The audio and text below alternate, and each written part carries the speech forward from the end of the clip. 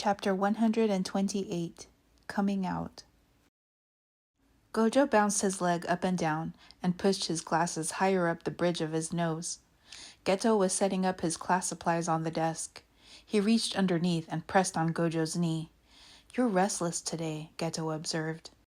"I just think it's fucked up that the higher-ups didn't dismiss school on Christmas Eve," Gojo sighed, echoing the sentiment the rest of his classmates were feeling as they waited for Yaga to arrive.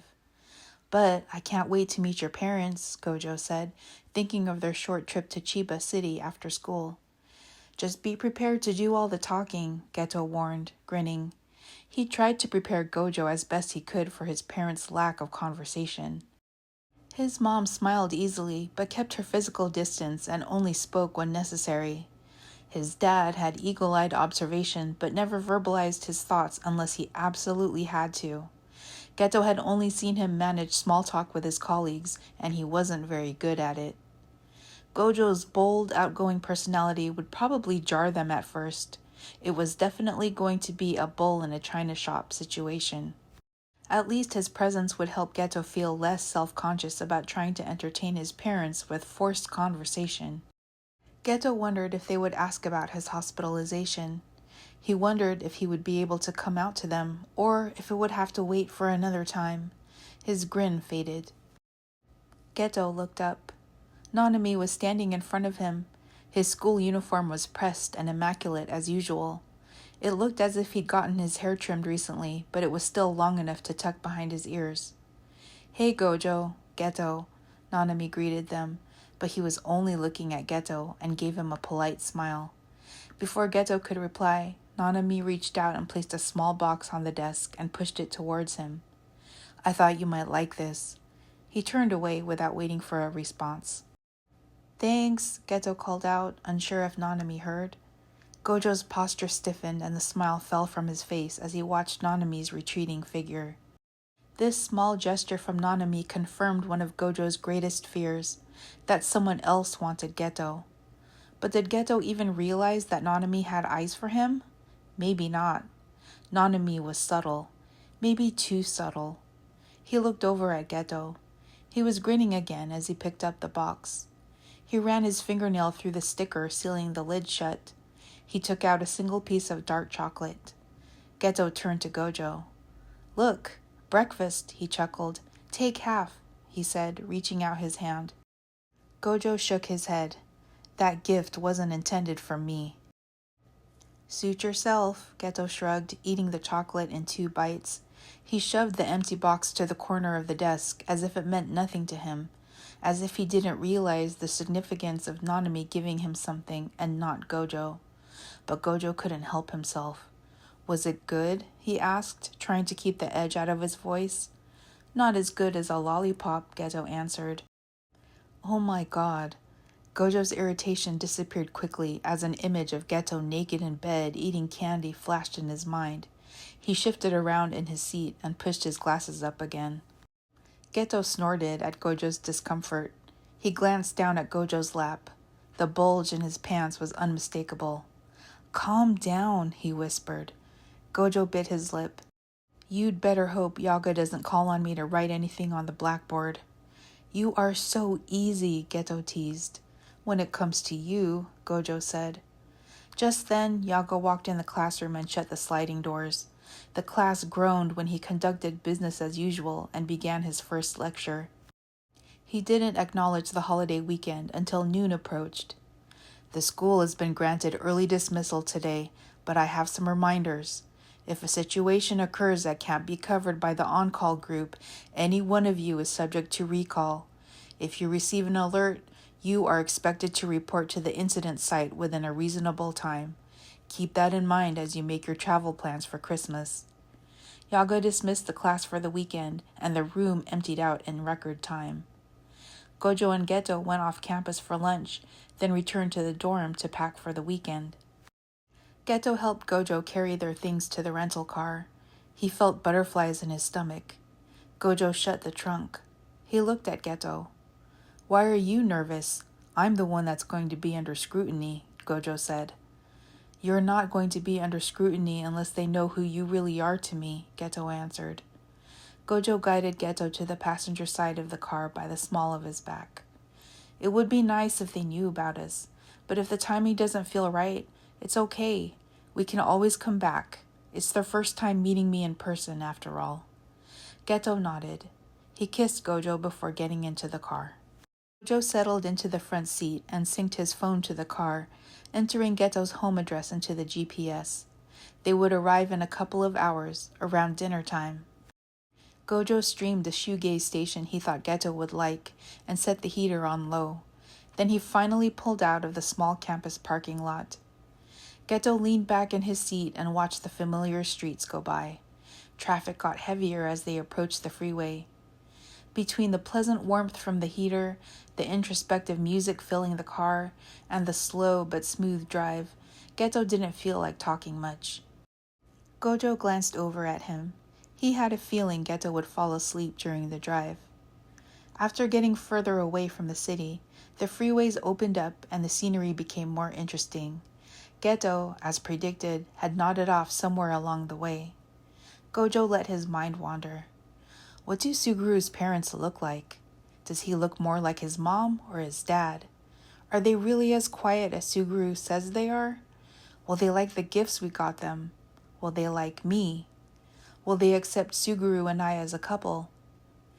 Before he knew it, the GPS directed him to exit off the freeway. Geto woke and rubbed the sleep out of his eyes. He reached over and squeezed Gojo's knee. Sorry, I must have been more tired than I thought. I didn't mean to sleep the whole time. You were okay? Geto asked.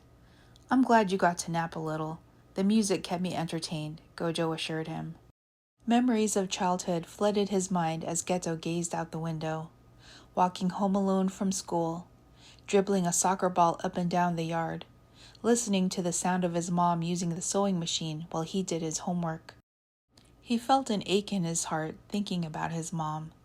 The child in him wanted to feel her arms around him and feel welcomed home. Gojo slowed the car down as they approached Geto's house. He parked on the street and shut off the car. Geto waited for a moment, then unbuckled his seatbelt. Ready? He asked Gojo. Yeah. Gojo got out of the car first and walked over to the passenger side and opened Geto's door. They turned towards Geto's modest two-story home. Practical, simple, well-kept. They walked up the narrow concrete pathway to the front door, and Geto thought he saw the living room curtains shift a little as they approached. He rang the doorbell, and a short time later, the door opened slowly, and a tall woman with her jet-black hair cut in a neat bob appeared in the doorway. She wore a simple beige shift dress and a light pink cardigan sweater. Her eyes fell on Geto immediately. Suguru. She took a step towards him, then hesitated. Geto reached for her, and she took another step forward and enveloped him in the embrace he'd only imagined in his head. Tears sprung into his eyes. He felt her start to pull away, but he clung on to her a few seconds longer. Oh, she said, startled. She looked over Geto's shoulder at Gojo, standing quietly off to the side. Geto let go and cleared his throat, blinking the tears out of his eyes. He gestured towards Gojo. Mom, this is Gojo Satoru. Very nice to finally meet you. Gojo stepped forward and bowed. This is my mom, Geto Aiko. Geto's mom gave Gojo a polite smile and returned the bow. Aiko stepped into the house. Please, come in. Gojo and Geto stepped into the small genkan and hung their coats on the rack. They removed their shoes and placed them in the empty space on the tile. As always, his mom's shoes and sandals lined one side, and his dad's Oxfords and sneakers lined the other. They followed Aiko to the kitchen, where Geto's dad was at the stove, stirring a large pot of oden stew. The smell of the familiar dish made Geto's mouth water. He heard Gojo's stomach grumble. Geto's dad, also tall with black hair, cropped short and neat, turned towards them. He wore an apple print apron over his white button-up shirt and khaki pants. He set the soup ladle on a plate before greeting his son and the tall stranger with white hair who was standing very close to him. Hello, sir. I'm Gojo Satoru. Nice to meet you, Gojo bowed. Geto Masato, Geto's dad bowed. I'm glad you arrived safely. Masato turned back to the stove and continued to stir the stew. Gojo and Geto looked at each other. Geto's parents weren't talkative, but they didn't feel unwelcome either. They exchanged smiles. "Can I help you set the table?" Geto asked. "No, it's all right. Everything's already on the table. We just have to scoop the stew into the bowls. Have a seat," Aiko said. Gojo and Geto sat opposite each other. The table was simply set. Red placemats, paper napkins, chopsticks, soup spoons. A small teapot with 4 small cups was in the middle. Gojo looked around the kitchen and small dining room, trying to see all the family paraphernalia of Geto's home. "What are you doing?" Geto asked, following Gojo's gaze around the room. "I'm trying to see if there's any baby pictures of you," Gojo grinned. "I'll show you later," Geto laughed. Masato was scooping stew into a bowl, but paused, holding the ladle midair as he listened. Aiko set steaming bowls of traditional Oden stew, comprised of bonito broth, various types of fish cakes, tofu, daikon, and boiled eggs, on each placemat. "Smells delicious," Gojo told Aiko. "Masato always serves this during the holidays." Aiko started to reach for the teapot. "I got it." Gojo poured tea into each cup, and Aiko set them beside everyone's bowl. "Thank you," Aiko trailed off. "If it's okay, you can call me Satoru," Gojo told her. "Thank you, Satoru." Masato joined them at the table. "Itadakimasu," they said in unison, hands clasped. "I humbly receive this food." Gojo was the first to dig into his food.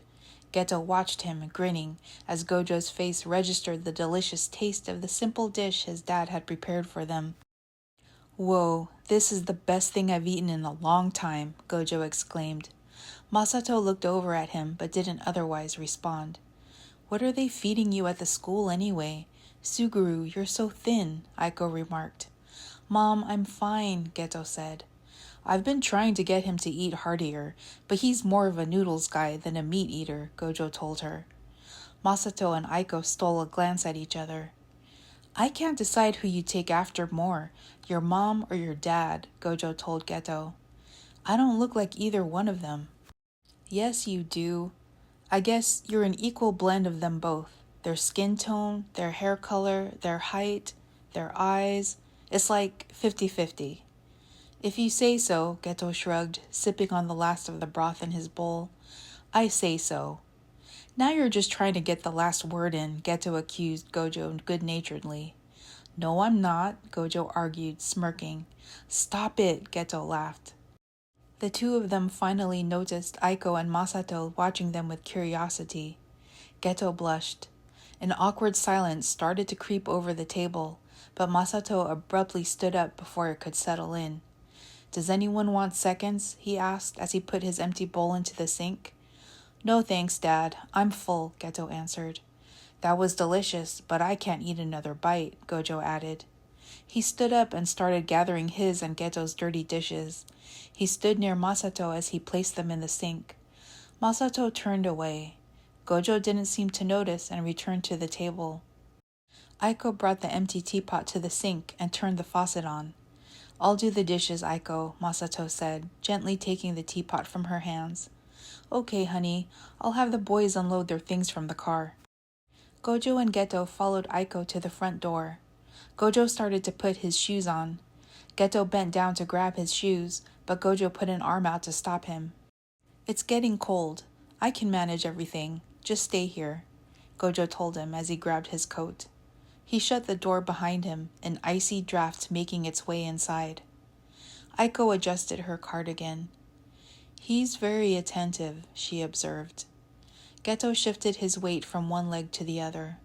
"He's always like that." Aiko tucked her hair behind her ear. "You seem comfortable with him." Here it is, Geto thought. "He's important to me," Geto said. "I thought so." Aiko didn't sound surprised. She knows. But Geto wanted to make sure she heard it directly from him. He needed to say the words. "We're together," he added. Aiko smoothed her dress out, as if unsure what to do with her hands. "I see." She finally looked directly at her son. "He seems to care for you." He does. The sound of clattering dishes echoed from the kitchen as Masato set the dried dishes back in their resting place. We'll be staying in the same room, Geto said after a moment. I understand, Aiko said. She turned to leave, touching Geto's forearm briefly but gently before walking away. Gojo came through the door a short time later, passing a duffel bag to Geto. He retrieved the Christmas presents he had set on the porch and followed Geto to the second floor. There was a room at the top of the stairs, but Geto turned left and Gojo trailed after him to the one next door. Geto switched the light on and set the bag on the floor. He shut the door behind Gojo. He stood quietly as he watched Gojo look around the room. The bookshelves were overstuffed with worn paperbacks. There was a small desk by the window. A coffee mug filled with colored pencils and a lamp sat on top. There was a wooden crate filled with knickknacks on the floor. A deflated soccer ball sat at the top of the heap. Geto's bed was made up with fresh linens and topped with a dark green comforter. It was significantly smaller than the beds in their dorm, but good enough for a short stay. Gojo disappeared into the bathroom at the end of the hall to prepare for bed. When he was done, Geto showered quickly and brushed his teeth, noting how little the bathroom had changed over time. When he went back to his room, Gojo was looking at his books, running his fingers over the spines as he read their titles. Geto let his hair down. He was suddenly tired, and he wanted to talk to Gojo. He climbed into bed. Gojo shut the lights off and joined him. When they stretched out on the mattress, their ankles hung over the end of the bed. They laughed, and Gojo pulled Geto into his arms. Geto curled against him.